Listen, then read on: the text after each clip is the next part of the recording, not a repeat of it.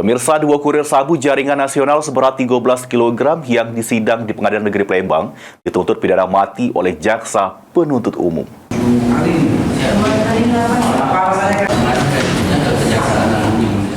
Inilah dia Tony Darmawan Samo Suyatno Gustono, dua terdakwa kurir narkotika jenis sabu seberat hampir 13 kilo jalani sidang tuntutan di Pengadilan Negeri Palembang kelas 1A khusus. Sesudah 7 kali sidang ditunda karena tuntutan belum siap, jaksa penuntut umum akhirnya membaca tuntutan terhadap kedua kurir narkoba tersebut. Juru amar tuntutannya, jaksa penuntut umum nyatakan perbuatan terdakwa terbukti melanggar dakwaan pertama, yakni pasal 114 ayat 2 junto pasal 132 ayat 1 Undang-Undang Republik Indonesia nomor 35 tahun 2009 tentang narkotika. Kedua terdakwa terdiam pas jaksa nyebut ke tuntutan terhadap mereka berdua dengan pidana mati.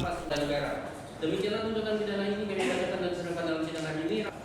2. Menjatuhkan pidana terhadap terdakwa 1 Tony Darmawan bin Senen dan terdakwa 2 Suyatno Gustono bin Sugono masing-masing dengan pidana mati.